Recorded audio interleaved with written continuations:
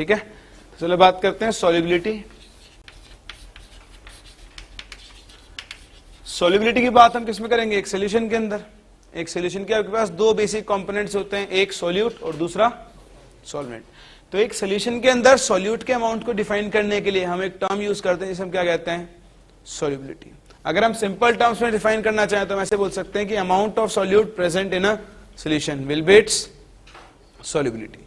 लेकिन सॉल्युबिलिटी को इसके यूनिट्स के हिसाब से डिफाइन किया जाता है। सॉल्युबिलिटी को हम मोल पर लीटर में भी डिफाइन कर सकते हैं। मोल पर लीटर का मतलब क्या होगा? Number of moles of solute present in 1 litre of solution. तो वो क्या हो जाएगी? सॉल्युबिलिटी इन मोल्स पर लीटर। कभी कभी आप सॉल्युबिलिटी को ग्राम पर लीटर में डिनोट करते हो। ग्राम पर लीटर में सॉल्युबिलिटी क्या हो जाएगी? Mass of solute present in 1 litre of solution. ये जो ग्राम पर लीटर होता है इससे हम सॉल्यूशन की स्ट्रेंथ भी बोलते हैं, ठीक है। उसके अलावा कभी कभी आप सॉल्युबिलिटी को पीपीएम में भी डिनोट करते हो। पीपीएम क्या होता है? पार्ट्स पर मिलियन। के सॉल्यूशन के एक पार्ट के अंदर, सॉल्यूशन के 1 मिलियन पार्ट के अंदर सॉल्यूट के कितने पार्ट्स प्रेजेंट होंगे, वही क्या होगी उसकी? पीपीएम में कॉन्सेंट्रेशन। तो सॉल्युबिलिटी को हम बेसिक कुछ यूनिट्स के अंदर डिफाइन कर सकते हैं। जितने तरीके से हम कॉन्सेंट्रेशन लिख सकते हैं उतने तरीके से हम सॉल्युबिलिटी को डिफाइन कर सकते हैं। ये कुछ कॉमन मेथड्स है जिनके केस में आपको सॉल्युबिलिटी डिफाइंड होती है। बोले चीज समझ में आती है? ठीक है। अब सॉल्युबिलिटी का फिजिकल सिग्निफिकेंस देखते हैं। जब भी मैं किसी सॉल्ट क्या होता है? एसिड और बेस का कॉम्बिनेशन, ये तो होता है सॉल्ट। जैसे आपके पास NaCl है, CH3COONA है, NH4Cl है, ये सब के सब क्या हैं? सॉल्ट्स हैं। इन सॉल्ट्स की क्या होती है? इन सॉल्ट्स अगर आप वाटर में डिसॉल्व करोगे तो कुछ सॉल्ट्स क्या होते हैं? डालते ही पूरा डिसॉल्व हो जाते हैं। कुछ सॉल्ट्स क्या होते हैं? डिसॉल्व नहीं होते। ठीक है, तो हमने इनकी सॉल्युबिलिटी के बेसिस पे इनको डिफाइन किया हुआ है। कुछ होते हैं कंप्लीटली सॉल्युबल सॉल्ट्स और कुछ क्या होते हैं आपके पास? Sparingly soluble salts. दो ही तरह के सॉल्ट्स होते हैं, या तो वो कंप्लीटली सॉल्युबल होंगे या फिर वो या तो इनसॉल्युबल होंगे या फिर स्पेरिंगली सॉल्युबल। यो पूरी तरह से डिसॉल्व नहीं होते, उनका थोड़ा बहुत अमाउंट डिसॉल्व होता है, बाकी अमाउंट क्या होता है? बाहर निकल जाता है सॉल्यूशन। समझ में आता है? तो हम जो सॉल्युबिलिटी पीरियड की बात करते हैं वो किसके लिए बात करते हैं? स्पेरिंगली सॉल्युबल सॉल्ट्स के लिए, जो कंप्लीटली डिसॉल्व नहीं होते हैं और जो कंप्लीटली इनसॉल्युबल भी नहीं होते हैं। कुछ अमाउंट क्या होता है? डिसॉल्व होता है, कुछ अमाउंट उनका किस फॉर्म में रहता है? अनडिसॉल्व फॉर्म के। इसमें कोई डाउट किसी को? क्या होती है सॉल्युबिलिटी, कैसे इसको डिफाइन करेंगे? ठीक है। तो दूसरी चीज, जब भी हम किसी स्पेरिंगली सॉल्युबल सॉल्ट को डालते हैं तो उसका कुछ अमाउंट वाटर में क्या होगा? डिसॉल्व हो जाएगा। ये जो स्पेरिंगली सॉल्युबल सॉल्ट्स होते हैं बेसिकली ये वीक इलेक्ट्रोलाइट्स होते हैं। हमने इलेक्ट्रोलाइट्स सुने। इलेक्ट्रोलाइट्स कितने तरीके के होते हैं? दो तरीके के, स्ट्रॉन्ग या फिर वीक। जो कंप्लीटली डिसोसिएट हो जाते हैं हम क्या कहते हैं? Strong electrolytes. जो इनकम्प्लीटली या पार्शियली डिसोसिएट होते हैं हम क्या कहते हैं? Weak electrolytes. तो ये पूरी तरह से आयोनाइज नहीं होते हैं। ये कुछ इनका कुछ फ्रैक्शन आयोनाइज होता है और कुछ फ्रैक्शन कौन सी फॉर्म में रहता है? अनआयोनाइज्ड फॉर्म के अंदर। ठीक है, जो फॉर्म अनआयोनाइज्ड फॉर्म में रही वो सॉल्यूशन के बाहर निकल जाती है in the form of precipitate. तो स्पेरिंगली सॉल्युबल सॉल्ट्स के केस में हमारे पास क्या बनते हैं? प्रेसिपिटेट। जैसे आप लोगों ने थोड़ा बहुत इनऑर्गेनिक केमिस्ट्री के अंदर पढ़ा होगा, जैसे आपके पास AgCl का व्हाइट पीपीटी बनता है, Ag2CO3 का क्या बनता है आपके पास? White PPT. क्योंकि जैसे ही ये सोल्यूशन के अंदर फॉर्म होते हैं, अगर आपके पास सपोज AgNO3 का सोल्यूशन है और आपने इसमें NaCl डाल दिया तो ये Cl माइनस Ag+ से रिएक्ट करेंगे और क्या बनाएंगे? AgCl। अब AgCl क्या होता है? स्पेरिंगली सॉल्युबल होता है। तो अगर ये स्पेरिंगली सॉल्युबल है तो इसका कुछ अमाउंट तो क्या रहेगा? डिसॉल्व फॉर्म में रहेगा, बाकी फॉर्म किसकी फॉर्म में बाहर निकल जाएगा? प्रेसिपिटेट की फॉर्म में, जिसे हम पीपीटी बोलते हैं। ठीक है, तो किसी भी सॉल्ट की सॉल्युबिलिटी को देखना हमारे लिए इंपॉर्टेंट होता है, क्योंकि हम उसकी सॉल्युबिलिटी प्रोडक्ट हम डिफाइन करेंगे क्या होता है, उससे हम ये बता सकते हैं कि आपका सॉल्ट कितना सॉल्युबल है। अगर मुझे सॉल्ट की सॉल्युबिलिटी पता है तो मैं बता सकता हूं कि वो कंप्लीटली सॉल्युबल है या वो इनकम्प्लीटली सॉल्युबल है या फिर वो पार्टली सॉल्युबल है या फिर नहीं है। समझ में आता है? तो सबसे पहला जो टर्म हम डिफाइन करने जा रहे हैं यहाँ पे, that is your solubility product. Solubility की डेफिनेशन अगर आप लिखना चाहो तो लिख दो, जो मोस्ट कॉमन होती है, number of moles of solute present in 1 litre of solution. Number of moles of solute present in 1 litre of solution. ये सॉल्युबिलिटी होगी मोल पर लीटर में। अगर ग्राम पर लीटर में लिखनी है तो mass of solute present in 1 litre of solution.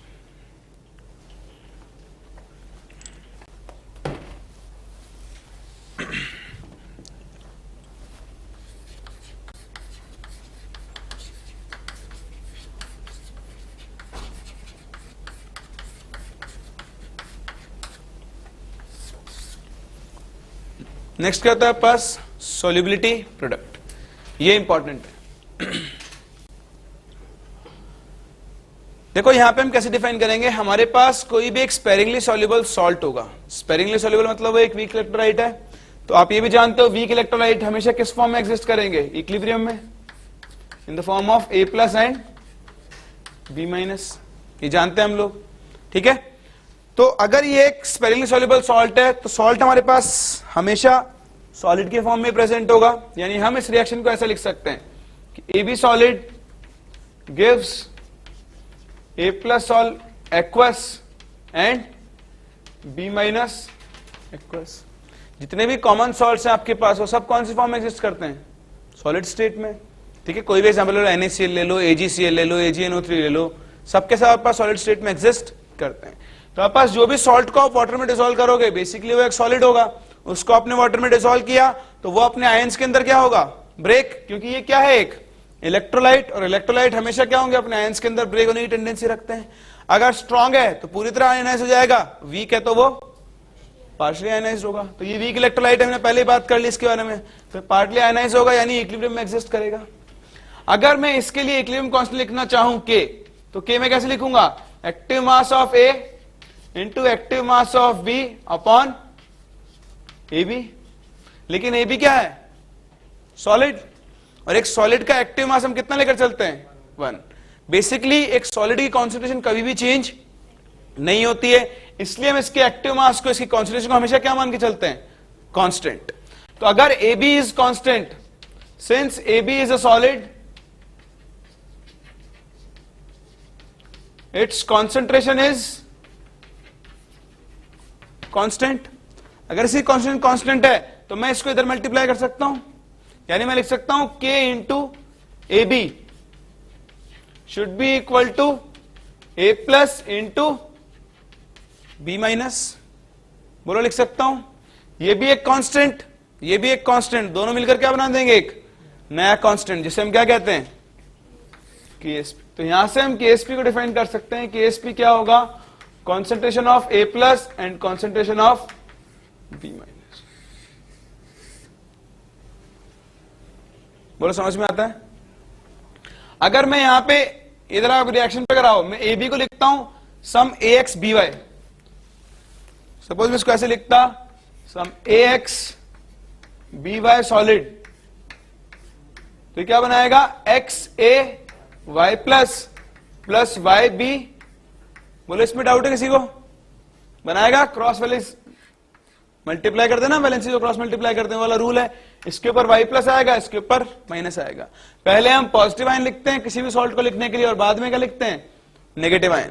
तो ये प्लस हो गया और ये माइनस, तो Y plus number of A X था यहां, तो यहां भी X होना चाहिए, बैलेंस किया। तो A प्लस की पावर कितना आएगा, X, और BX माइनस की पावर कितनी आएगी, Y, लिख सकता हूं। तो बस यहां पे इतना सा वेरिएशन और है, ये AX BY लिख दो इसको, तो बाकी सब सेम रहेगा। तो चाहे आपके पास कोई भी कोफिशिएंट हो, आप हमेशा सॉल्युबिलिटी प्रोडक्ट लिख सकते हो इस तरह से। ये क्या बन जाएगा, AY प्लस पावर X और BX minus to the power. किसी भी सॉल्ट के लिए हम सॉल्युबिलिटी प्रोडक्ट कैसे लिख सकते हैं, उसके जो भी आयंस फॉर्म आएंगे उनका एक्टिव मास, मतलब बेसिकली उनकी concentration raise to the power their stoichiometric coefficients.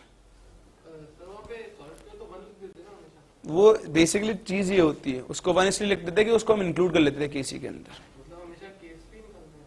कहां पे, जो सॉलिड के हम लेकर चलते हैं ना, हम उसको एक्टिव मास को कांस्टेंट मान लेते हैं, तो वो के अंदर इंक्लूड हो जाता है अपने आप ही, इसलिए हम उसको 1 लिख देते हैं, और कोई रीजन।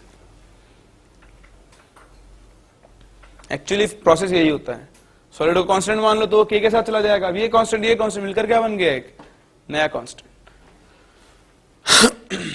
समझ में आता है आप लोगों को। तो आपको जब भी किसी सॉल्युबिलिटी लिखनी है किसी भी सॉल्ट की, तो आप इसी फॉर्म में लिख सकते हो, उसके जो भी आयंस बनेंगे raise to the power their stoichiometric coefficient. अब आपको सॉल्युबिलिटी सबसे पहले फील आनी चाहिए, सॉल्युबिलिटी का मतलब क्या होता है, एक बार लिखो फिर बात करते हैं इसके बारे में।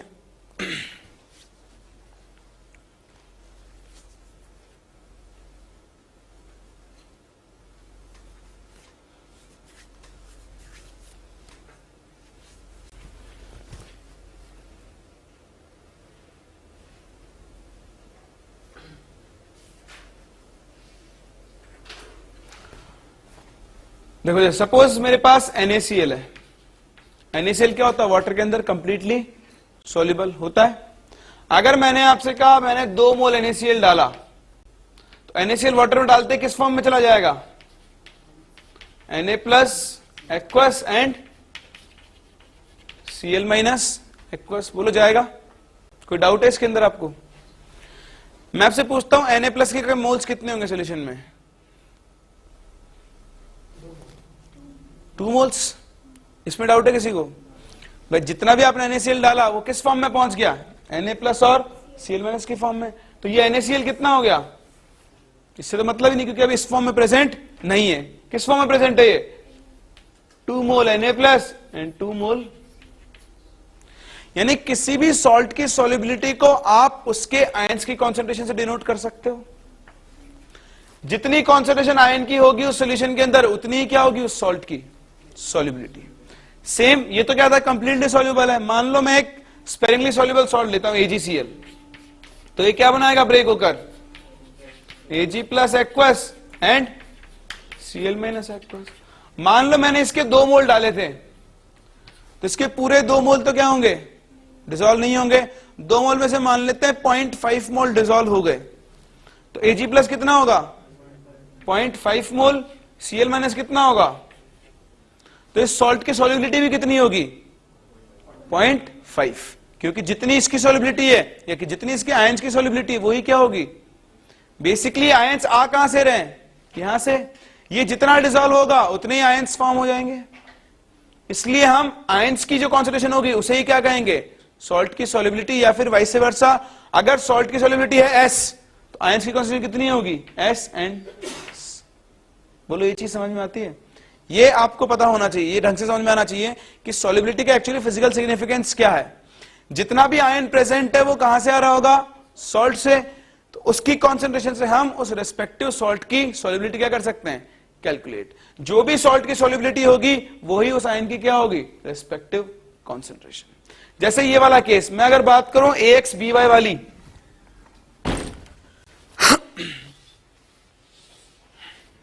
अगर मैं AXBY सॉलिड को लेता हूं तो ये क्या बनाएगा? XAY plus plus YB X minus. अगर इसकी सॉल्युबिलिटी है S, इसकी कितनी होगी? 1 मोल से X मोल बनता है, S मोल से कितना बनेगा? X into S। 1 मोल से कितना बनता है? Y मोल। S मोल से कितना बनेगा? और समझ में आता है? इसकी सॉल्युबिलिटी से मैंने आयंस की कॉन्सेंट्रेशन निकाल ली। अगर मैं KSP लिखना चाहूं तो KSP क्या होगा? Concentration of AY plus to the power X, concentration of BX minus to the power, इसकी वैल्यू कितनी है AY प्लस की? XS to the power X। BX minus की कितनी है? YS to the power Y। इसको हम सॉल्व कर सकते हैं, तो ये अल्टीमेटली कितना बन जाएगा? KSP X to the power X into Y to the power Y into S to the power X plus. इस तरह से किसी भी सॉल्ट के लिए हम क्या कर सकते हैं? उसका KSP कैलकुलेट कर सकते हैं in terms of its solubility. बोलो समझ में आता है? तो ये होता है आपके पास सॉल्युबिलिटी प्रोडक्ट। इस तरह से हम इसे कैलकुलेट करेंगे।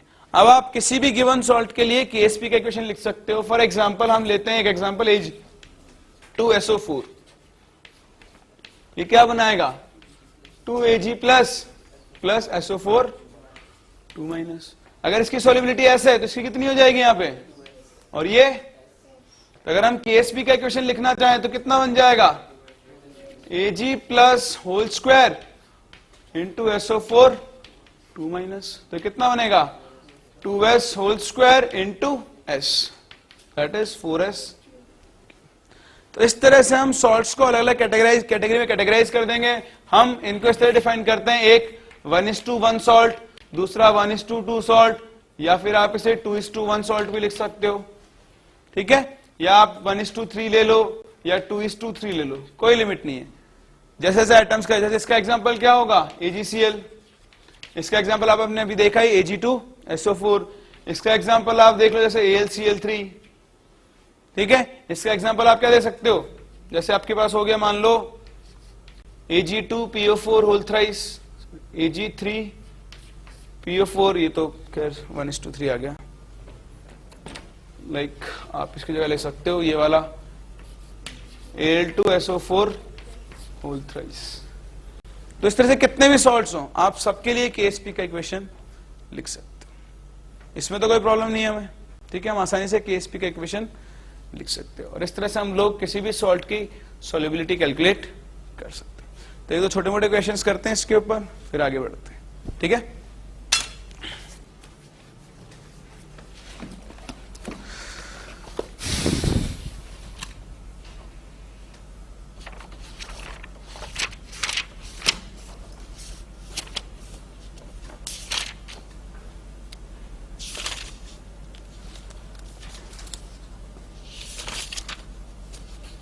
देखो calculate the solubility of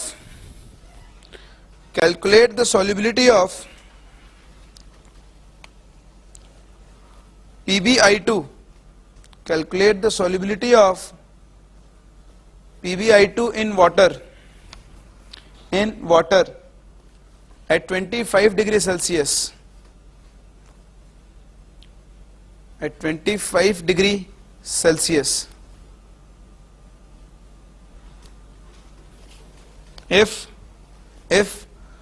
the salt is 90% dissociated, if the salt is 90% dissociated, given KSP for PbI2, given KSP for PbI2 is 1.4 into 10 raised to power minus 8.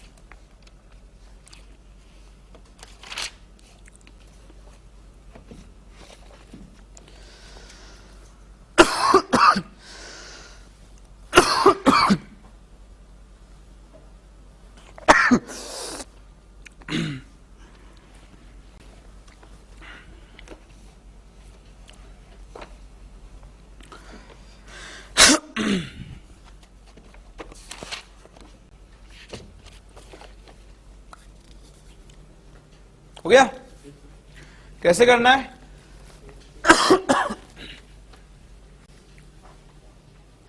भाई आपके पास सॉल्ट क्या है? PbI2 है ना, तो ये क्या बनाएगा? Pb2 प्लस एक्वस प्लस इसकी सॉल्युबिलिटी कितनी मान लें? S। इसकी सॉल्युबिलिटी कितनी होगी? 0.9S, क्योंकि ये सॉल्ट कितना परसेंट डिसोसिएटेड है? 90%। तो Pb2 प्लस की सॉल्युबिलिटी कितनी हो गई? 0.9S, और इसकी कितनी हो गई? 2 into 0.9S। KSP पता है, तो KSP का इक्वेशन लिख दो यहां पे, Pb2 plus into I minus whole square, तो 0.9S into 1.8S whole square. इस वैल्यू को इसके इक्वेट कर दो और हम S कैलकुलेट कर सकते। कितना? 29.16, इतना ज्यादा, 1.68 इंटू 10 पावर माइनस 3। ठीक है, देख लेना आप लोग कैलकुलेट करके, आपकी जो भी वैल्यू आती है। ठीक है, समझ में आता है पहला फॉर्म। नेक्स्ट क्वेश्चन लिखो, the solubility of PbCl2, the solubility of PbCl2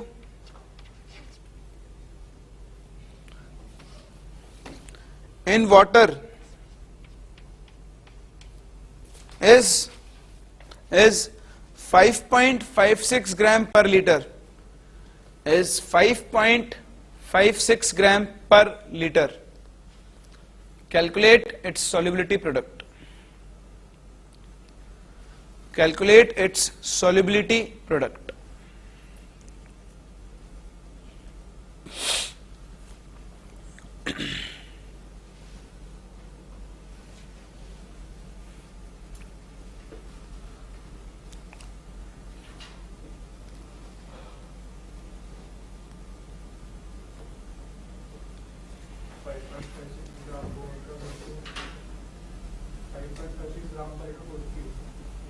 गलत है,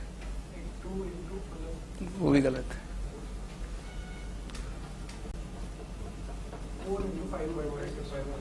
4 इंटू, वो भी गलत है।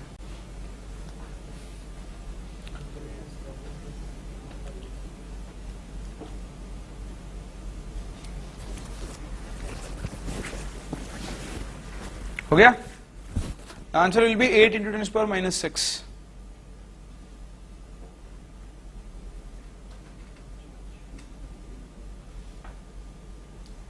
एक सेकेंड, नॉट 8, 32 या 3.2 इंटू 10⁻⁻7 ये होगी आपके पास। देखो, ये जो आप इक्वेशन लिखते हैं ना केएसपी का, यहां पे सॉल्युबिलिटी हमेशा किस में यूज होगी? मोल पर लीटर में। आपको चाहे वैल्यू किसी में भी दी हुई हो, आपको वैल्यू किस में यूज करनी पड़ेगी? यहाँ पे मोल पर लीटर में। तो आपको सॉल्युबिलिटी किस में दी हुई है? ग्राम पर लीटर में। तो पहले सॉल्युबिलिटी आप किस में निकालोगे? मोल पर लीटर में। ग्राम पर लीटर को मोल पर लीटर में कन्वर्ट करने के लिए क्या करेंगे? Divide by molar mass. इसका मोलर मास निकालो, इट वुड बी 278 PbCl2 का, है ना? Lead is 207 and Cl2 is 71। हो गया? तो PbCl2 के लिए हम इसको कैसे लिख सकते हैं? 2Cl माइनस, बस। अब इसकी सॉल्युबिलिटी कितनी है?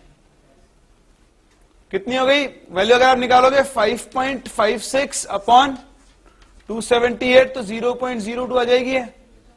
अगर इसकी सॉल्युबिलिटी है 0.02 तो इसकी कितनी होगी? 2 इंटू 0.02। बोलो, होगी? इसमें डाउट किसी को? तो केएसपी अगर मैं लिखूं तो केएसपी क्या हो जाएगा? 0.02 into 2 into 0.02 whole square. Solve कर लो, ये हो गया 2 इंटू 10⁻²। ये कितना हो गया? 4 इंटू 10⁻² का whole square, that is 16 into 10⁻⁴। तो बन जाएगा 3.2 इंटू 10⁻⁻। समझ में आता है? तो ये मिस्टेक होती है, जनरल मिस्टेक जो हम करते हैं, इसलिए मैंने आपको ये फॉर्म करवाया। ठीक है? अगर सॉल्युबिलिटी ग्राम पर लीटर में, पीपीएम में, किसी में भी दी हुई हो, पहले उसको किस में कन्वर्ट करोगे? मोल पर लीटर। कभी ये भी कहते हैं ना स्ट्रेंथ, इस आयन की स्ट्रेंथ इतनी है, तो स्ट्रेंथ का मतलब क्या है? ग्राम पर लीटर। पहले उसको किस में कन्वर्ट करोगे? कोई डाउट? नेक्स्ट लिखो, condition for precipitation. Condition for precipitation.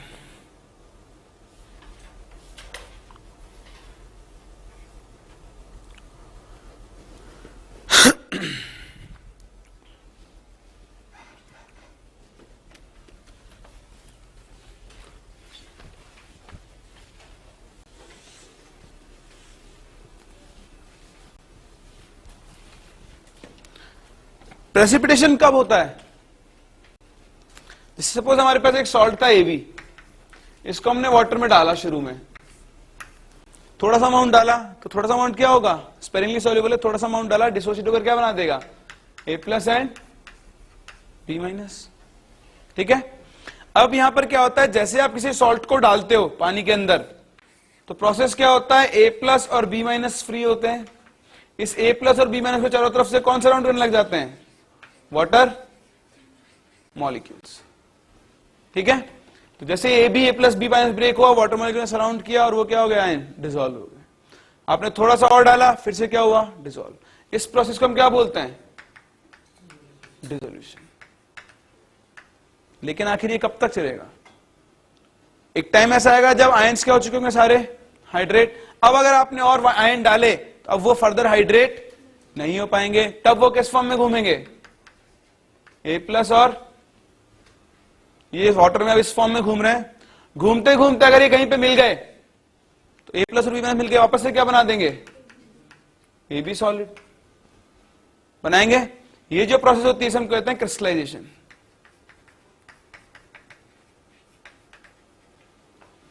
ठीक है, तो जैसा हमने केमिकल इक्विलिब्रियम में पढ़ा है, हमने पहले इससे स्टार्ट किया, जब सफिशिएंट अमाउंट ऑफ A+ और B- डिसॉल्व हो चुका होगा उसके बाद इनकी क्या होने लग जाएगी सोल्यूशन के अंदर, एक्सेस। फिर ये और डिसॉल्व नहीं हो सकते, तो सोल्यूशन में A+ और B- की फॉर्म में घूमते रहेंगे। घूमते घूमते जैसे ही कहीं पे पास में आ गए AB बनाकर क्या हो जाएंगे, सोल्यूशन से बाहर निकल जाएगी, क्योंकि डिसॉल्व तो हो नहीं सकते, तो इस फॉर्म में तो क्या होंगे, AB बना के सोल्यूशन से बाहर। तो यहां पे दूसरा प्रोसेस स्टार्ट हो जाएगा, क्रिस्टलाइजेशन। जैसे जैसे टाइम पास होगा, जैसे आप और सॉलिड डालते जाओगे तो क्रिस्टलाइजेशन की रेट क्या होती जाएगी, बढ़ती जाएगी। एक टाइम ऐसा आएगा, पहले तो एक टाइम ऐसा आएगा जब डिसोल्यूशन और क्रिस्टलाइजेशन दोनों क्या हो जाएंगे, सेम होंगे। यहां पे क्या हो रहा है डिसोल्यूशन में, AB मिलकर क्या बना रहा है, A+ और B-, और क्रिस्टलाइजेशन में क्या हो रहा है, A+ और B- मिलकर क्या बना रहे हैं।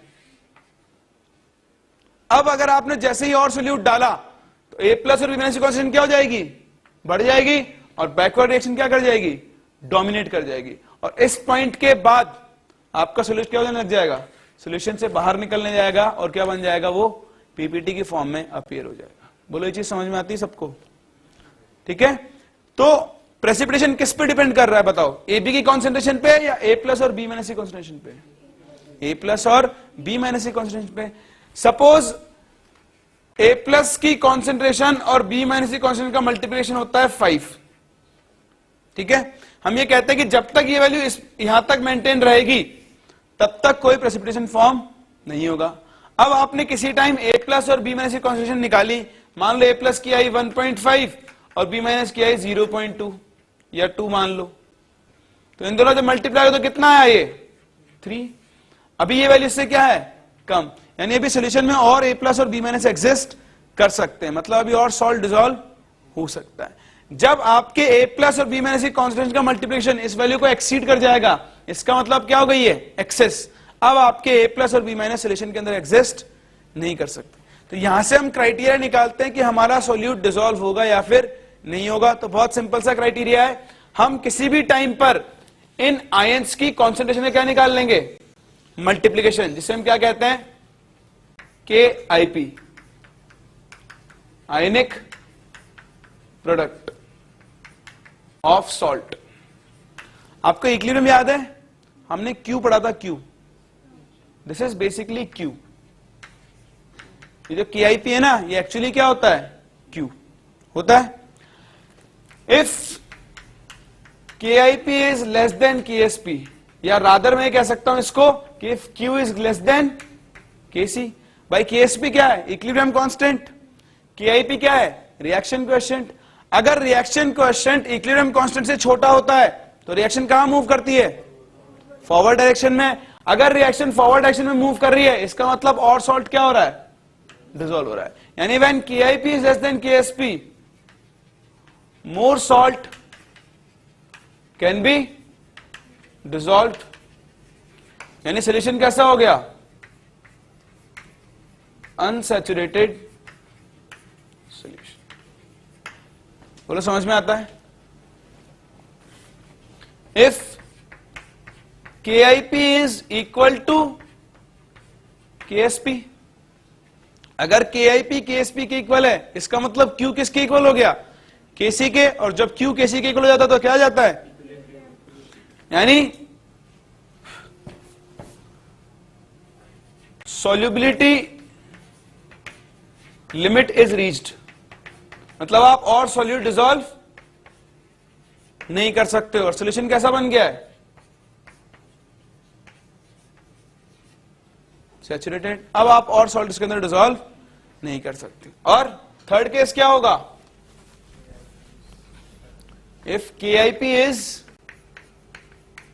ग्रेटर देन KSP, मतलब Q क्या हो गया, ग्रेटर देन KC। Q जैसे ही KC से बड़ा हो गया, रिएक्शन कहां मूव करेगी, तो जब बैकवर्ड का मतलब क्या है, ए प्लस और बी माइनस मिलकर क्या बना देंगे, ए बी। तो ये तो आयंस मिलकर सॉलिड बना रहे हैं ना, तो यहां से सॉलिड बनते ही क्या हो जाएगा, प्रेसिपिटेशन स्टार्ट हो जाएगा। यानी जब भी KIP KSP से बड़ा है then precipitation will take place.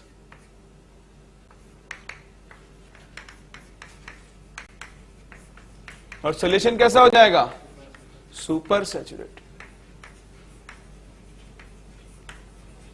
तो किसी भी सॉल्ट के प्रेसिपिटेट होने की क्या कंडीशन है, उसके अंदर जो भी आयंस प्रेजेंट है उनका आयनिक प्रोडक्ट सॉल्युबिलिटी प्रोडक्ट से हमेशा क्या होना चाहिए, ज्यादा। अगर ज्यादा है तो वो प्रेसिपिटेट हो जाएगा, अदरवाइज वो प्रेसिपिटेट नहीं होगा। कोई डाउट इसके अंदर? दूसरा हम यहां पे एक चीज और लिख सकते हैं, सॉल्युबिलिटी डिपेंड करती है KSP के ऊपर। जिस सॉल्ट का KSP जितना ज्यादा हाई होगा उसकी सॉल्युबिलिटी भी क्या होगी, उतनी ही ज्यादा होगी। ठीक है, तो आपको याद रखना, higher is the value of KSP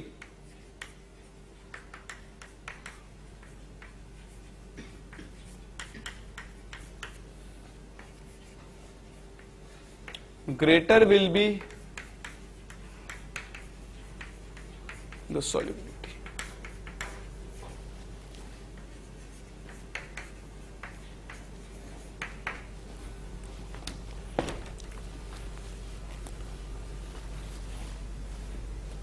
ठीक है, चलो इसके ऊपर बेस्ड क्वेश्चन करते हैं, एक बार से कॉपी करो आप लोग, फिर क्वेश्चन करते हैं इसके ऊपर बेस्ड।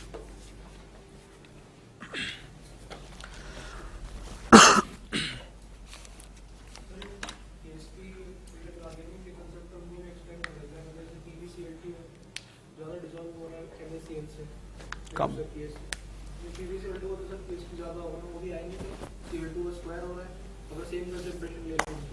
सेम कॉन्सेंट्रेशन ले लोगे पर डिसोसिएशन किसका ज्यादा है, NaCl का, क्योंकि वो एक ज्यादा स्ट्रॉन्ग इलेक्ट्रोलाइट है।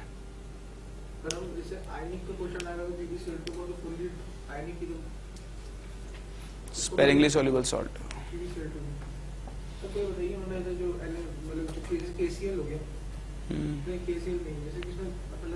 MgCl2 और NaCl, उसमें MgCl2 ज्यादा डिसॉल्व होगा, अगर 0.1 कम होगा। ठीक है, हम 0.1 ले लेते हैं तो KSP का MgCl2 ठीक, देखो किसी भी आयनिक कंपाउंड की सॉल्युबिलिटी दो चीजों पर डिपेंड करती है, एक उसकी लैटिस एनर्जी पे और दूसरा उसकी हाइड्रेशन एनर्जी। जब दो आयनिक सॉलिड को कंपेयर कर रहे हो, ठीक है, अगर एक्सपेरिमेंटल सॉल्युबिलिटी की वैल्यू दे दिया आपको, कॉन्सेंट्रेशन पे डिपेंड नहीं करेगी, उसकी सॉल्युबिलिटी पे डिपेंड करेगी। भाई NaCl की और PbCl2 की सॉल्युबिलिटी अगर आप कंपेयर करते हो तो NaCl की मच हायर है, तो आपको बोलने की जरूरत नहीं वैल्यूज की। आप जब भी बोलोगे NaCl की सॉल्युबिलिटी ज्यादा है, वो कंप्लीटली सॉल्युबल है। लेकिन आप NaCl KCl को कंपेयर करो या NaCl MgCl2 को कंपेयर करो, तो वहां पर आपको या तो सॉल्युबिलिटी की वैल्यू दी हुई हो कि इतना सॉल्युबल है, इतना सॉल्युबल है, तब आप कंपेयर कर सकते हो। अगर आपसे पूछ ले कौन सॉल्युबल है ज्यादा, तो फिर आपको देखना पड़ेगा, आप NaCl को पानी में डालोगे, आप MgCl2 को पानी में डालोगे। जब भी आप किसी आयनिक सॉलिड को पानी में डालते हो तो सबसे पहले क्या होता है, वो अपने आयंस के अंदर ब्रेक होना चाहिए, सबसे पहली कंडीशन, यानी Na+ एंड Cl-। इसी तरह MgCl2 भी क्या होना चाहिए, Mg2+ एंड, पहली चीज तो ये ब्रेक होना चाहिए। ब्रेक होने के बाद जैसे ही ब्रेक होंगे इनको चारों तरफ से कौन डिसॉल्व करेंगे, वाटर मॉलिक्यूल्स। और इस प्रोसेस में एक एनर्जी रिलीज होती है, हम कौन सी एनर्जी कहते हैं, हाइड्रेशन एनर्जी। अब ये हाइड्रेशन एनर्जी जितनी ज्यादा होगी उतना ही ज्यादा आपके पास प्रोसेस क्या होता जाएगा, और डिसॉल्व होता जाएगा, क्योंकि जो हाइड्रेशन एनर्जी रिलीज होगी वो इसको वापस से ब्रेक करने के अंदर क्या आएगी। अगर आप NaCl को Na+ और Cl- से ब्रेक कर रहे हो तो यहां पर कौन सी एनर्जी चाहिए होती है, लैटिस एनर्जी। ठीक है, और इसके ब्रेक होने के बाद यहां से कौन सी एनर्जी रिलीज होती है, हाइड्रेशन एनर्जी। तो ये जो आपके पास आप डिसाइड करोगे कौन ज्यादा सॉल्युबल है, ये इन दो चीजों से डिसाइड होगा, लैटिस एनर्जी और हाइड्रेशन एनर्जी। ये होती है पॉजिटिव यानी ये देनी पड़ती है, ये होती है नेगेटिव यानी ये रिलीज होती है। जिस आयनिक कंपाउंड की लैटिस एनर्जी कम और हाइड्रेशन एनर्जी ज्यादा होगी वो क्या होगा, ज्यादा सॉल्युबल। जिसकी लैटिस एनर्जी ज्यादा और हाइड्रेशन एनर्जी कम होगी वो क्या होगा, कम सॉल्युबल। तो यहां पर आप देखोगे तो MgCl2 की लैटिस एनर्जी NaCl से बहुत ज्यादा होती है, क्योंकि मैग्नीशियम का साइज भी छोटा है, दूसरा इसके ऊपर +2 चार्ज है, तो hydration energy charge upon size की रेशियो पे डिपेंड करती है, वो इसके लिए ज्यादा है, सॉरी लैटिस एनर्जी, तो इसकी लैटिस एनर्जी क्या होगी, ज्यादा, लेकिन इसकी हाइड्रेशन एनर्जी भी क्या होगी, ज्यादा। तो आपको यहां पर डेटा के बेसिस पे आप बात कर सकते हो, आप डायरेक्टली कंपेयर नहीं कर पाओगे कि किसका पहली बात इनके लिए केस भी डिफाइंड ही नहीं होगा, दोनों क्या है, कंप्लीटली सॉल्यूबल। ठीक है, तो इनके लिए हम बात करेंगे इनका आयनिक प्रोडक्ट किसका ज्यादा होगा, जिसका ज्यादा होगा उसकी सॉल्युबिलिटी क्या होगी। तो आप ऐसे नहीं बता सकते, इसलिए हमने यहाँ सिर्फ कौन से कंसिडर किए हैं, स्पेरिंगली सॉल्युबल। PbCl2, PbCl2 की लेटेस्ट एनर्जी क्या है, बहुत ज्यादा है, और इसकी हाइड्रेशन एनर्जी क्या है, बहुत लो है, तो ये कंप्लीटली कभी भी डिसॉल्व नहीं होगा। तो आप डायरेक्टली ऐसे कंपेयर नहीं हो सकते, तो आपको एक्सपेरिमेंटल वैल्यूज पता नहीं है। चलो हो गया, ये क्वेश्चंस करें इसके ऊपर हम। लिखो एक question,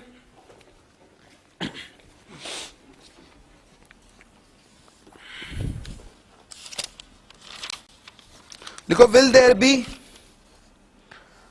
there be any precipitate formation, will there be any precipitate formation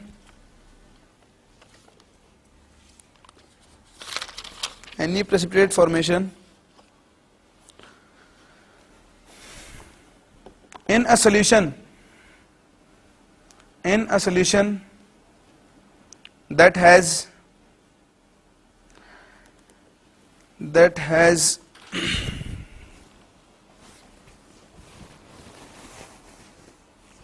2.5 या 2.5 into 10 to the power minus 3, 2.5 into 10 to the power minus 3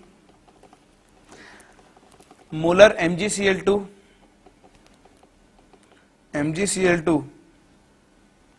and has a pH of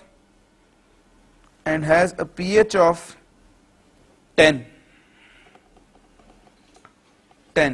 given Ksp of MgOH whole twice, given Ksp of MgOH whole twice is 1.8 into 10 to the power minus 11.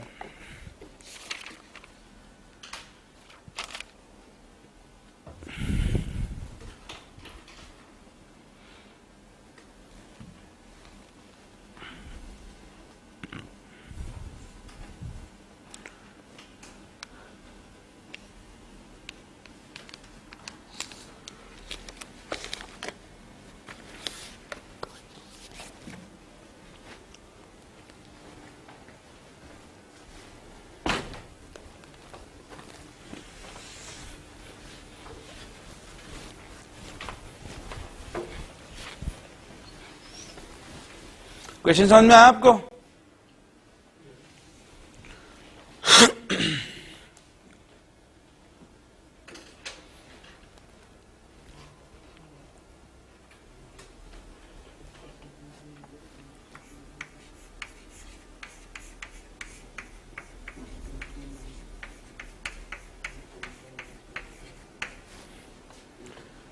MgCl2 कैसा electrolyte है, strong, completely dissociate होगा। इसी constant कितनी लिया आपने, जिसके 1 मोल से 1 मोल बनता है, तो इससे कितना बनेगा, और ये बनेगा 5 into 10 to the power minus 3। बोलो कोई डाउट? आपसे किसके पीपीटी की बात कर रहा है ये, MgOH whole twice by PPT किसका फॉर्म होगा, मैग्नीशियम हाइड्रोक्साइड का।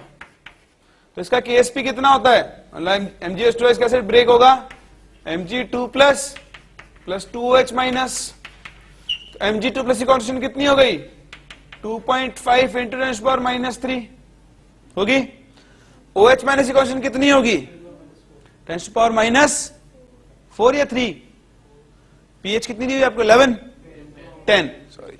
तो OH माइनस की कॉन्स्टेंट कितनी हो गई, 10 to the power minus 4, तो हो जाएगा 2 into 10 to the power minus 4। बोलो कोई डाउट? नहीं, सॉरी, नॉट 2, सिर्फ 10 to the power minus 4, 2 नहीं आएगा यहाँ पे, क्योंकि सोल्यूशन के पूरे सोल्यूशन में OH माइनस कॉन्स्टेंट की बात कर रहा है वो, यहां से जो आ रहा है उसकी बात नहीं कर रहा। तो OH माइनस कितना होगा, 10 to the power minus 4। अगर मैं यहाँ पे KIP निकालूं तो KIP कितना होगा, Mg2 plus into OH minus whole square. बोलो होगा, Mg2 प्लस कितना हुआ, 2.5 into 10 to the power minus 3, OH minus कितना होगा, 10 to the power minus 4 whole square. को सॉल्व कर सकते हैं, कितना आएगा, 2.5 into 10 to the power minus ये हो गया KIP और KSP कितना है?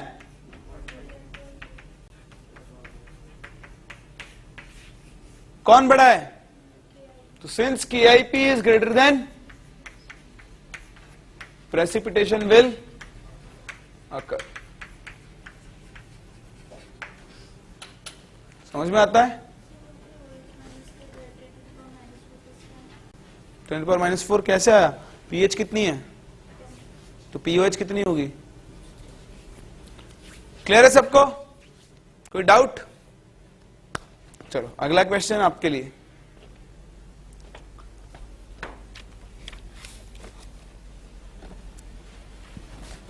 Can start? चलो करो आराम से करो।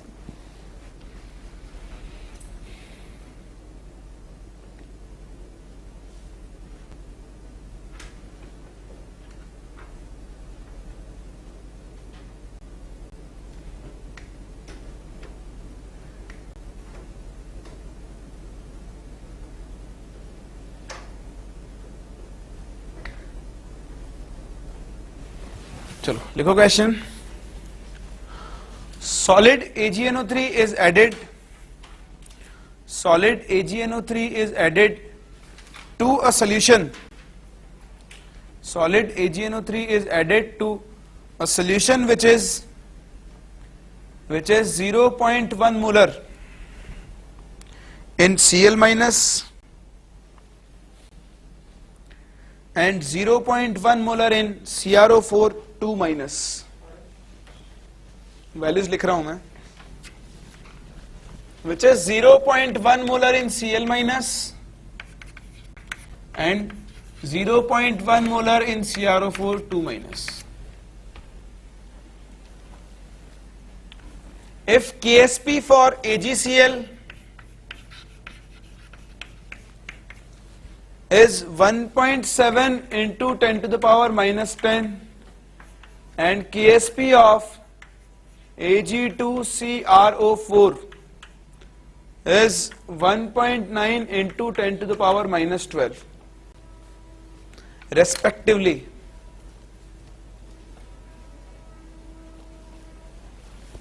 which one will precipitate first?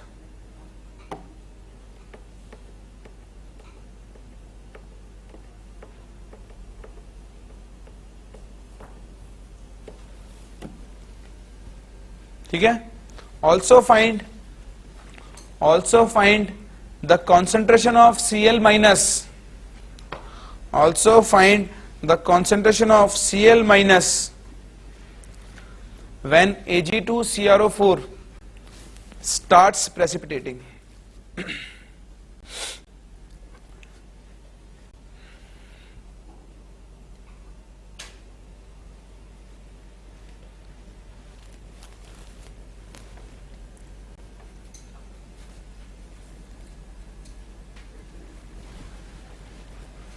Question बड़े ध्यान से पढ़ो।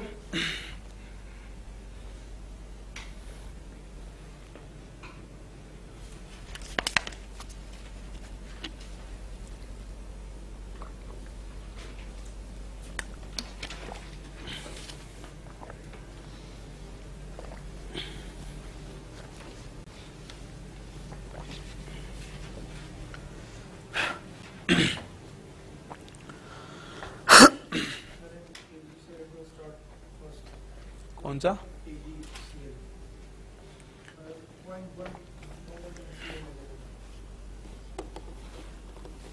AgCl will precipitate first। Second question का आंसर दो।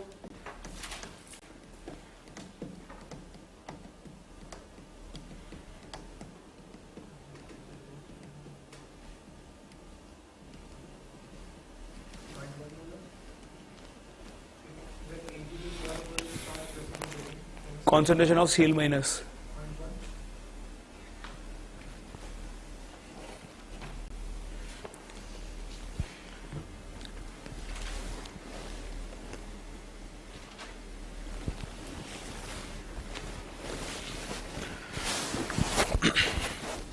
देखो सॉल्यूशन में Cl माइनस कितना है, CrO4 2 माइनस कितना है, दोनों 0.1 है। मैं Ag प्लस जो डालूंगा वह सेम रहेगा दोनों के लिए भाई, वही Ag प्लस इससे भी रिएक्ट करेगा, वही Ag प्लस इससे भी रिएक्ट करेगा। अगर मैं AgCl लिखूं तो AgCl क्या लिख सकता हूं मैं, Ag plus plus Cl minus, और Ag2CrO4 क्या बनाएगा 2Ag प्लस प्लस CrO4।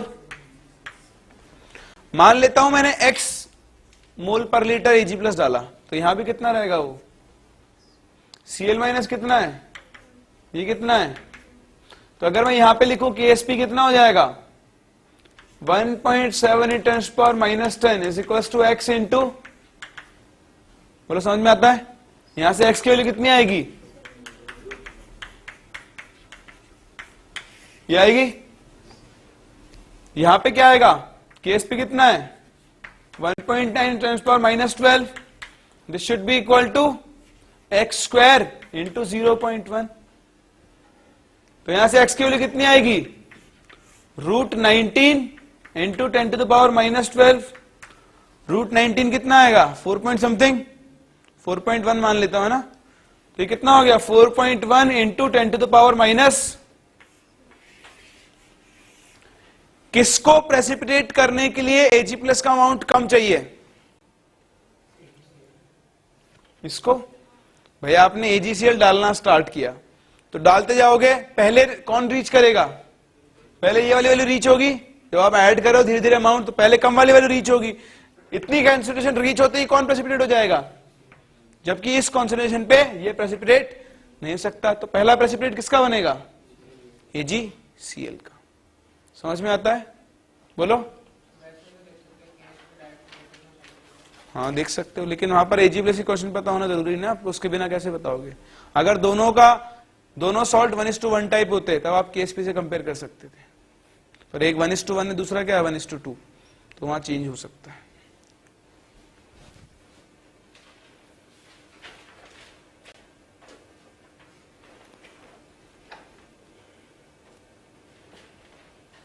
समझ में आता है। सेकंड पार्ट क्या पूछा है, सेकंड पार्ट में इसने बताओ, ये पूछ रहा है Cl माइनस कांस्टेंट बताओ जब Ag2CrO4 प्रेसिपिटेट होना स्टार्ट होगा, तो हमने ये देखा है कि पहले कौन प्रेसिपिटेट होगा AgCl, बाद में कौन प्रेसिपिटेट होगा Ag2CrO4, तो when Ag2CrO4 precipitates, तब मैं क्या लिख सकता हूं कि Ag plus whole square into CrO4 2-, यानी इनका ionic product should be equal to 1.9 × 10⁻12, same यही चीज है। तो जब यहां से मैं Ag प्लस निकालूंगा तो Ag प्लस कितना आएगा 4.1 इंटू 10⁻⁻6, बोलो आएगा। Ag प्लस की इतनी कॉन्सेंट्रेशन पर Ag2CrO4 क्या हो जाएगा प्रेसिपिटेट हो जाएगा, यानी सॉल्यूशन में कितना Ag प्लस प्रेजेंट है इतना, मुझे क्या निकालना है Cl माइनस, तो कहां से निकलेगा वो Ksp ऑफ AgCl से, Ksp ऑफ AgCl कितना है 1.7 इंटू 10⁻⁻10, Ag प्लस कितना है Cl माइनस, वो तो आपको निकालना है। क्या हम यहां से Cl माइनस कांस्टेंट निकाल सकते हैं, बोलो, इसको सॉल्व कर लो, आपके पास Cl माइनस की कॉन्सेंट्रेशन 0 नहीं हो सकता, लेकिन कभी भी कंप्लीट प्रेसिपिटेशन नहीं होता। प्रेसिपिटेट सिर्फ कौन होता है जो एक्सेस बचा हुआ है। हमने क्या कहा था कि जब आपके पास एक प्रोसेस आता है जब इक्विलिब्रियम आ जाएगा, जब डिसोल्यूशन और क्रिस्टलाइजेशन क्या हो जाएगा सेम, उसके बाद अगर और बढ़ा तब प्रेसिपिटेट होगा, वहां तक प्रेसिपिटेट नहीं होगा। यानी ये इसका क्या है इक्विलिब्रियम अमाउंट, Ag प्लस और Cl माइनस इक्विलिब्रियम में आ जाएंगे ना, तो वो अमाउंट पूछ रहा है वो। कभी भी याद रखना, अगर ये पहले प्रेसिपिटेट हो गया इसका मतलब नहीं है कि ये दोनों 0-0 हो जाएंगे, ऐसा कभी नहीं होगा, ठीक है। जो इस इक्विलिब्रियम अमाउंट के बाद जो एक्स्ट्रा अमाउंट होता है सिर्फ वो प्रेसिपिटेट होता है, इक्विलिब्रियम वाला अमाउंट प्रेसिपिटेट नहीं होगा। आपको ये बहुत अच्छी तरह समझ में आना चाहिए, तभी आपको सॉल्युबिलिटी प्रोडक्ट समझ में आएगा।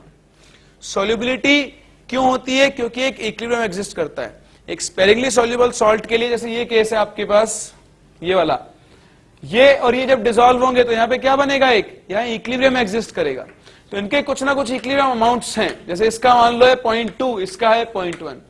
तो जब Ag प्लस है 0.2, Cl माइनस है 0.1, तब आपके पास प्रेसिपिटेट फॉर्म नहीं होगा। ये क्रिटिकल कंडीशन है लास्ट, इतना Ag प्लस होना चाहिए, इतना। अब जैसे ही 0.2 से 0.25 भी हो गया तो AgCl क्या हो जाएगा? प्रेसिपिटेट। कब तक? जब तक Ag प्लस कॉन्सेंट्रेशन वापस कितनी नहीं हो जाए? 0.2। ठीक है, 0 कभी भी नहीं होगी। समझ में आता है? बोलो। चलो, तो देखो इस तरह से हम इंटरप्रेट करते हैं सॉल्युबिलिटी को और सॉल्युबिलिटी प्रोडक्ट को। हम कंपेयर कर सकते हैं कि एक सॉल्यूशन के अंदर कौन पहले प्रेसिपिटेट होगा और कौन बाद में प्रेसिपिटेट होगा। नेक्स्ट आप लोग हेडिंग डालो, solubility in different cases. Solubility in different cases.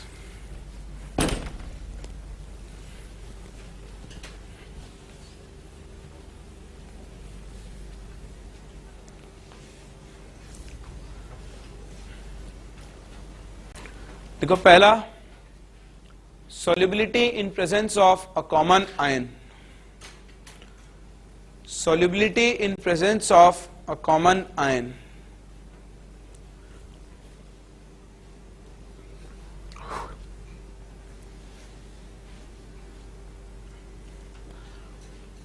ठीक है, इसके लिए हमें आना चाहिए कॉमन आयन इफेक्ट। बहुत आसान होता है, देखते हैं, यहीं पे देख लें। जब हमारा सॉलिड है, ए बी सॉलिड, ये भी सॉलिड अगर सॉल्युबल है स्पेरिंगली तो क्या बनाएगा?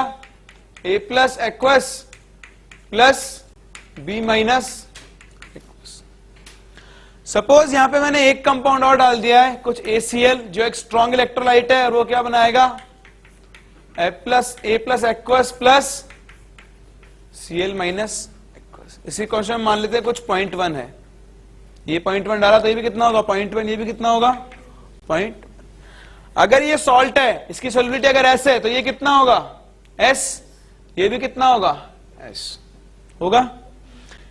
ये पूरे दोनों रिएक्शंस एक ही कंटेनर में हो रही हैं, यानी जो A प्लस है उसकी टोटल कॉन्सेंट्रेशन कितनी हो जाएगी? 0.1 प्लस S होगी। लेकिन ये 0.1 किससे आया? एक स्ट्रॉन्ग इलेक्ट्रोलाइट से। ये S किससे आया? एक वीक इलेक्ट्रोलाइट से। तो वीक इलेक्ट्रोलाइट का डिसोसिएशन क्या होता है? बहुत कम। तो उससे जो भी A प्लस आया उसे हम क्या मान सकते हैं? नेग्लिजिबल। भाई हमने एग्जांपल देखा, हम क्या कहते हैं, मान लो सपोज मैं आपको एक छोटा सा एग्जांपल वापस देता हूं कि आपके पास दो दोस्त थे, A और B। ठीक है, ये A है और ये B है, बहुत अच्छे दोस्त थे ये, लेकिन एक बार इनके बीच में दरार पड़ गई, दोनों अपोजिट हो गए। मार पीट नहीं सकते क्योंकि बहुत प्यार करते थे, दोस्त थे जब। तो ये करते हैं दूसरे का कट्टा करते रहते हैं। कट्टा करने का मतलब, अगर ये कुछ काम करेगा तो उसको बिगाड़ने की कोशिश करता है, और ये कुछ काम करेगा तो ये इसको बिगाड़ने की कोशिश। दोनों बहुत धार्मिक प्रवृत्ति के आदमी हैं। ये रिच है और ये सुपर रिच है। ठीक है, तो दोनों दान धर्म पहले साथ करते थे, अलग अलग करते हैं। तो बी गया मंदिर में इसको पैसे बांटने थे। ये 1 लाख रुपए लेकर गया, कितने? और मंदिर में जाकर खड़ा हो गया। मंदिर में खड़ा होकर भिखारी से बोलता है, जिस जिसको पैसे चाहिए लाइन लगा खड़े हो जाओ। तो वहां 10 भिखारी थे, 10 के 10 लाइन लगा खड़े हो गए। बोला आज तो मजे आ गए, 10-10 हजार रुपए मिलेंगे सबको, मिलेंगे ना 10-10 हजार। सब लाइन लगा के खड़े हो गए। यहां से बीजी ने बांटना स्टार्ट किए। ये 5 तक ही पहुंचा था, इतने में ये आया अपनी जगवार लेके, यहाँ खड़ा होकर बोलता है, मैं 1 करोड़ रुपया बांटना आया हूं, जिस जिसको लेना है लाइन में खड़े हो जाओ। ये सब देखते हैं, यार 1 करोड़ रुपया, 10-10 लाख मिल रहे हैं तो सबको। तो ये आने लगते हैं, तो बोलता है कंडीशन ये है कि जिस जिसने बी से पैसे लिए वो पैसे वापस देकर आए तभी पैसे मिलेंगे, वरना नहीं मिलेंगे। बताओ क्या ये भिखारी बी के पैसे वापस दे देंगे? क्यों? उधर ज्यादा मिल रहे हैं ना भाई। यहां कितने मिल रहे हैं? 10 लाख। यहां कितने मिल रहे हैं? 10,000। ये इसके कंपैरिजन में क्या है? तुच्छ, नेग्लिजिबल। तो वो इसको काउंट नहीं कर रहे, वो कहां पहुंच रहे हैं? सीधे 10 लाख लेने। सेम केस होता है एक सोल्यूशन के अंदर। ये कैसा इलेक्ट्रोलाइट है? स्ट्रॉन्ग। ये कैसा इलेक्ट्रोलाइट है?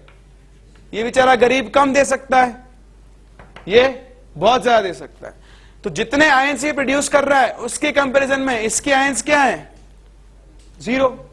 तो हम इनको क्या कर देते हैं, नेग्लेक्ट, कि ये आयन दे ही नहीं रहा। हम ये मान लेते हैं कि ये कुछ दे ही नहीं, क्योंकि जो दे रहा है वो भी क्या है, कुछ नहीं है। इसलिए जब भी आपके पास एक स्ट्रॉन्ग इलेक्ट्रोलाइट और एक वीक इलेक्ट्रोलाइट एक ही सॉल्यूशन में एक साथ प्रेजेंट होते हैं, तो हम सारा कंट्रीब्यूशन किसकी तरफ से मानते हैं, स्ट्रॉन्ग इलेक्ट्रोलाइट की तरफ से। तो हम यहां से क्या कह देंगे कि since this AB is very sparingly soluble, AB is sparingly soluble, तो 0.1 प्लस एस अप्रोक्सीमेटली किसके इक्वल हो जाएगा, 0.1 के। तो A प्लस की कॉन्स्टेंट कितनी लेकर चलेंगे, 0.1। यहां 0.1 है तो यहां भी कितनी होगी, 0.1। इसकी जगह कितना लिख देंगे, 0.1। क्या हम इसके लिए KSP लिख सकते हैं, KSP कितना हो जाएगा, 0.1 इंटू एस। यहां से हम क्या कैलकुलेट कर सकते हैं, S, that is solubility of salt. बोलो समझ में आता है। तो जब भी आपके पास एक सॉल्यूशन में कॉमन आयन प्रेजेंट है तो आपको यह देखना होगा कि दोनों में से कौन स्ट्रॉन्ग है। हो सकता है दोनों ही वीक हो, जब दोनों ही वीक होंगे तो मान लो ये देता है A, ये देता है B, तो टोटल कंडीशन कितनी हो जाएगी, A प्लस B। वहां आप नेग्लेक्ट नहीं कर सकते, वहां आपको A प्लस B के लिए सॉल्व करना पड़ेगा। वो केस भी हम देखेंगे जिसे हम साइमल्टेनियस सॉल्युबिलिटी बोलेंगे, ठीक है। बट आपको ये चीज समझ में आती है कि कॉमन आयन की प्रेजेंस में हम कैसे सॉल्युबिलिटी कैलकुलेट कर सकते हैं। लिखो, फिर इसके ऊपर क्वेश्चन करते हैं।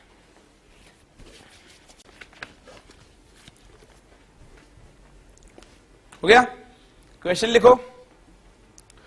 Calculate the solubility of AgCl, calculate the solubility of AgCl in 0.1 molar AgNO3 solution.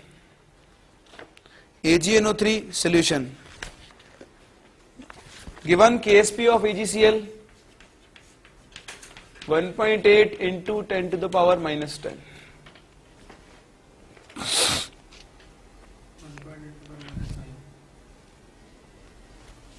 1.8 10 to the power minus 9. कुछ करने की जरूरत ही नहीं होती, बहुत आसान है।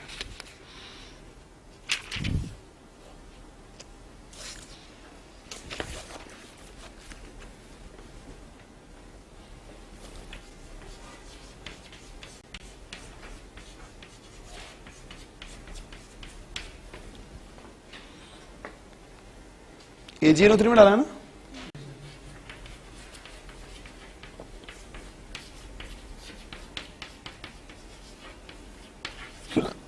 सॉरी। इसी क्वेश्चन कितनी है, 0.1, तो Ag प्लस भी कितना देगा, 0.1।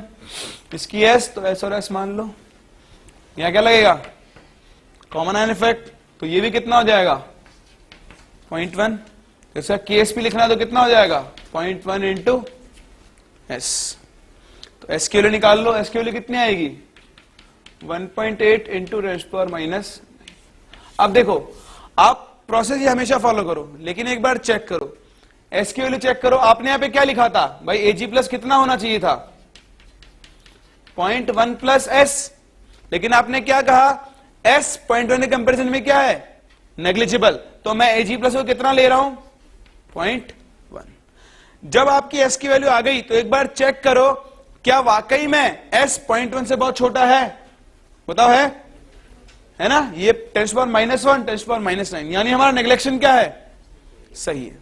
लेकिन अगर मान लो ऐसा जाता 1.2 या ऐसा जाता आपके पास 10 to the power minus 2 के आसपास, तो क्या नेग्लेक्शन सही होता, मतलब फिर हमने गलती की है, फिर हमें क्या करना पड़ेगा, इसको कितना लेना पड़ेगा, ये वैल्यू, और तब हम क्या लिखेंगे, KSP is equals to 0.1 plus S into S, और हमें क्वाड्रेटिक सॉल्व करनी पड़ेगी। तो नेग्लेक्शन कोई तरीका नहीं है, कोई कुछ याद नहीं रखना आपको नेग्लेक्शन कब लेना है कब नहीं लेना। आप नेग्लेक्शन लो, बिंदास लो, जब भी लेना है आपकी मर्जी। आपको लग रहा है मेरे को नेग्लेक्शन करना है, करो। करने के बाद बस चेक कर लो रख के वापस कि आपका नेग्लेक्शन सही आ रहा है या फिर नहीं आ रहा है।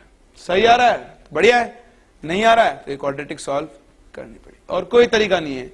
मैं कोई वो नहीं बताता हूँ कि 5% हो, 10% हो, 20% हो। आप तो मानो आपको नेग्लेक्ट करना है, करो। करने के बाद वैल्यूज अगर कंपेरेबल आ रही है तो नेग्लेक्शन गलत है, अगर वैल्यूज इनकंपेरेबल है, बहुत डिफरेंस है, तो आपका नेग्लेक्शन क्या है, सही। समझ में आता है? नेक्स्ट क्वेश्चन लिखो।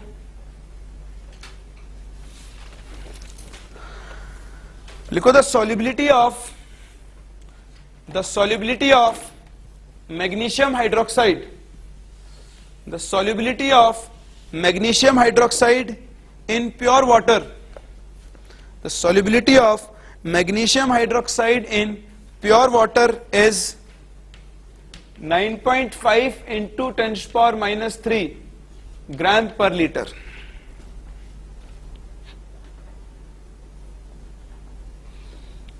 Calculate its solubility in gram per liter,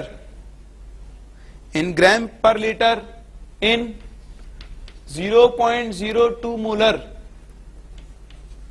magnesium nitrate solution. Magnesium nitrate solution. याद रखना, all nitrates are water soluble. किसी भी कंपाउंड का, किसी भी एलिमेंट का नाइट्रेट हो, वो वाटर में हमेशा क्या होता है, यानी वो एक स्ट्रॉन्ग इलेक्ट्रोलाइट की तरह काम करेगा। 40 एक सेकंड, मैग्नीशियम 24,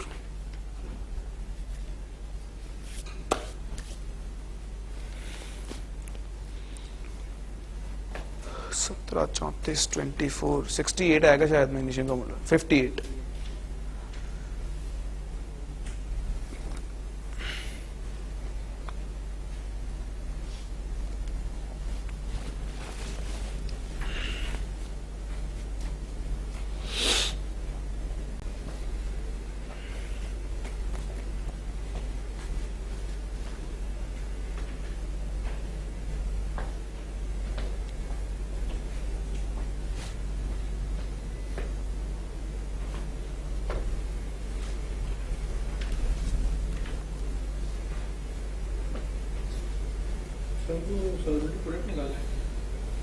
सॉल्युबिलिटी निकालनी है, कहाँ दे रखा है?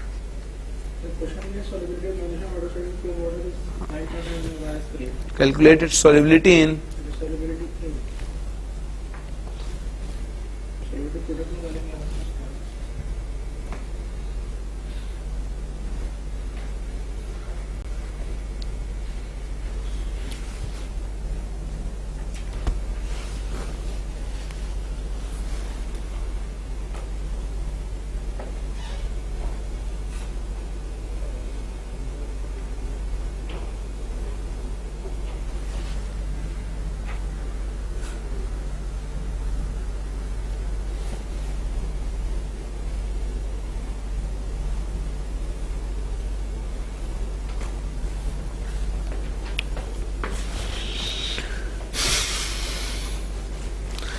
देखो पहले क्या दिया हुआ है आपको, सॉल्युबिलिटी इन प्योर वाटर। तो सॉल्युबिलिटी इन प्योर वाटर से आप पहले क्या निकालोगे इसका, KSP। सॉल्युबिलिटी किस में दी हुई है, तो पहले से किस में कन्वर्ट करना पड़ेगा, मोल्स पर लीटर में। 9.5 इंटू 10 to the power minus 3 divided by 58, ये आ जाएगी मोल पर लीटर। अगर मैं MgOH होल्ट ऐसा KSP लिखना चाहूं तो इसका KSP कितना हो जाएगा, सिंपली 4s3, बोलो होगा, यानी 4 इंटू 9.5 इंटू 10 to the power minus 3 upon 58 whole cube, बोलो होगा। अब आपको इसकी सॉल्युबिलिटी किसमें पता करनी है, 0.02 मोलर मैग्नीशियम नाइट्रेट में। तो उस केस में क्या होगा, एक तो MgOH होल्ट ट्वाइस प्रेजेंट होगा, gives Mg2 plus plus 2OH minus, और एक क्या होगा, MgNO3 whole twice, which will give you Mg2 plus plus 2NO3 minus।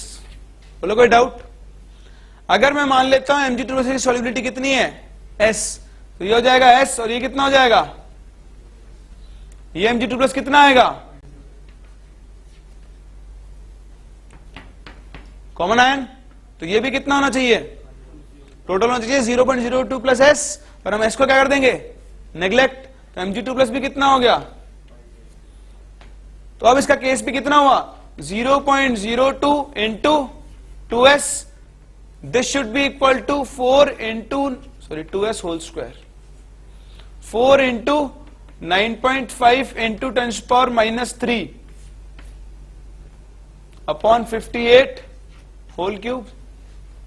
बोलो, यहां से ऐसा आ सकता है, लेकिन मुझे एस भी किस में निकालना है, ग्राम पर लीटर में। ये वैल्यू किस में है, मोल्स पर लीटर में, तो इसको किस में कन्वर्ट कर लेंगे हम बाद में, ग्राम पर लीटर में। तो लास्ट में इसको कर देना, मल्टीप्लाई कर देना एस निकालने के बाद। समझ में आता है? तो ये आपको बहुत अच्छी तरह समझ में आना चाहिए। मैक्सिमम टाइम्स आपको अगर क्वेश्चन मिलेगा केएसपी पे, तो कॉमन इफेक्ट का यूज जरूर करवाएंगे कहीं ना कहीं, इसलिए ये पार्ट बहुत इंपॉर्टेंट होता है, ये आपको बहुत अच्छी तरह से समझ में आना चाहिए। क्लियर है सबको?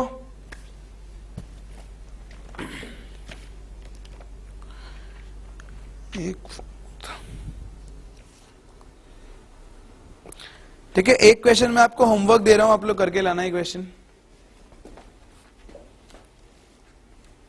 लिखवाऊं? लिखो, लिखो the solubility of, question number बता दूं तो आप सोल्यूशन ही है ना उसका, फिर मतलब ही नहीं है। लिखो the solubilities of AgCl, the solubilities of AgCl in first water, first लिखना water, second लिखना 0.01 molar CaCl2, third 0.01 molar NaCl and 0.05 molar AgNO3 are S1, S2, S3 and S4, are S1, S2, S3 and S4. Arrange these in increasing order of their value. Arrange these in increasing order of their value. यानी S1, S2, S3, S4 को आपको किस में arrange करना है, इनके increasing order. ठीक है, फिर बाकी नेक्स्ट क्लास कंटिन्यू करते हैं।